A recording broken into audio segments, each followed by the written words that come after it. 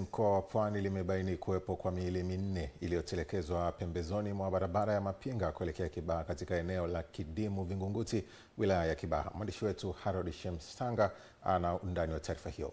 Akizungumza na waandishi wa habari, kamanda polisi mkoa wa Pwani Salim Mulkasem amesema jeshi hilo lilipokea taarifa kutoka mwenyekiti wa serikali ya mtaa Kidimu Vingunguti, wilaya ya Kibaha mkoani Pwani kuwa imeonekana miili minne ikiwa pembezoni mwa barabara inayotoka Mapinga kuelekea Kibaha. Jeshi la polisi mkoa wa Pwani lilipokea taarifa kutoka kwa mwenyekiti wa serikali ya mtaa wa Kidimu kuwa katika eneo la Vingunguti, katika mtaa wa Kidimu, wilaya ya Kibaha mkoa wa Pwani, imeonekana miili ya watu wanne wasiojulikana ikiwa pembezoni mwa barabara inayotoka Mapinga kuja hapa mjini kwetu Kibaha.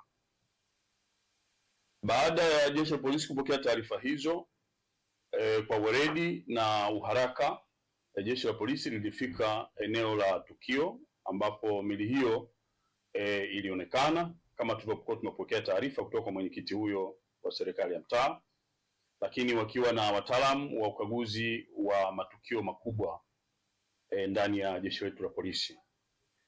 Na walipofika eneo hilo la tukio, kweli walikuta miili ya watu hao wanne, wote wakiwa wanaume wenye umri unaokadiriwa kati ya miaka 19 mpaka 22, ambao kwa wakati huo hawakuwa wakifahamika majina wala makazi yao, lakini walionekana wakiwa na majeraha sehemu za usoni na shingoni. Wa kwanza alitambulika kwa jina la Mikidadi Abasi Mikidadi. Huyu alikuwa na miaka 21. Shughuli zake ni deiwaka wa bodaboda. Lakini wa pili alifahamika kwa jina la Hasani Juma Jumanne, miaka 21, na yeye ni deiwaka wa bodaboda na ni mkazi wa Tabata Chang'ombe huko Dar es Salaam.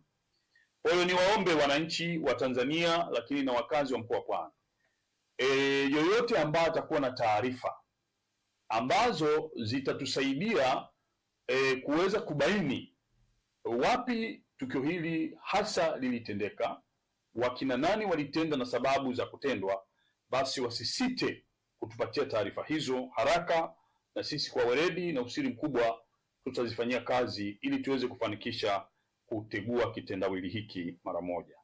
Kutokana na taarifa hii ya jeshi la polisi, EATV imemtafuta kwa simu mwenyekiti wa mtaa wa Kidimu ambaye naye ameelezea kile ambacho alishuhudia. Leo jana wananchi ndio walinipa hizo taarifa, mwenyekiti nenda akaone kuna moja mbili tatu, lakini wakati wa taarifa kumbe zilishatoka, lakini mimi nimechelewa kupata hizo taarifa na nikatoka nikaenda na mjumbe wangu wa serikali, nikafika kule nikakuta hata wanawake wao wameondoka, ila kuna jamaa jirani pale wanatoto fine, nikawaulizia akasema polisi walishakuja kuchukua miili, wameshaondoka muda kidogo. Bwana mimi nikageuka nikarudi zangu nyumbani, lakini hakuna taharuki mtaani pako shwari, hakuna shida yote. Naam, asante Harold kwa taarifa hiyo. Mtazamaji, endelea kutuandikia maoni kupitia kwenye kurasa zetu za mitandao ya kijamii. Tumekuuliza pia wewe utakumbukwa kwa